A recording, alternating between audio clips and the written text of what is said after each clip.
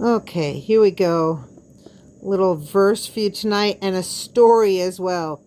1 Corinthians chapter 9, verse 16. Now, tonight I was just reading through my Corinthians and I came across this verse. Earlier this evening, I was telling a story to someone I love and care about their walk with God, their walk with Jesus, the walk we all try to do if we are following the Lord.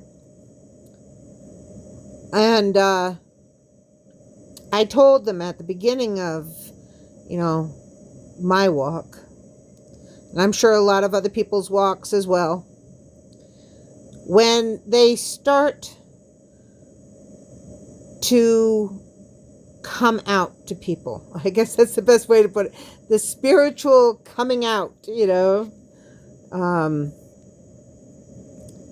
and they start really talking about Jesus. They start to find themselves on fire with the Lord.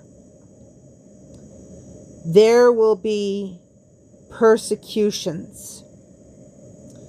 And people you love will say how it is too extreme, it is too much, how you should take it back a little bit, or however else they put it. And sometimes they say some things that aren't so nice or so reserved, but I had it happen once to me, and I was telling this person about this.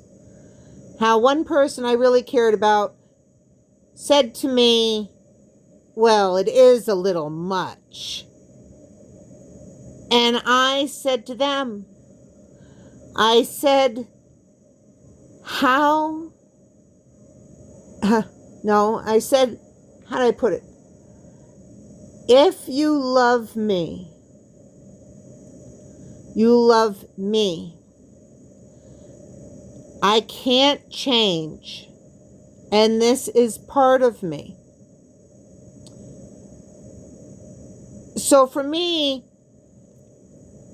it is a necessity, because it is me. I can't separate myself from my Lord. And I would never want to. I am so thankful for everything. Thankful to God and Jesus. All praise to them, man. And then after I had gotten done having this conversation about, how it's really good if you do face persecutions, it's not a bad thing. It really is not. But then this I read after I was done with my conversation. For if I preach the gospel, I have nothing to boast of, for necessity is laid upon me. Yes, woe is me if I do not preach the gospel. Wow. That happened. Isn't that funny how that happens?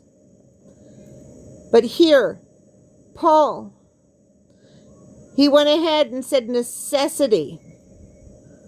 Preaching, the way I see it right here, was his breathing. It was necessary for him to do this because it was just such a part of him. It wasn't for want of anything, because it was him. And woe is me if I do not preach the gospel.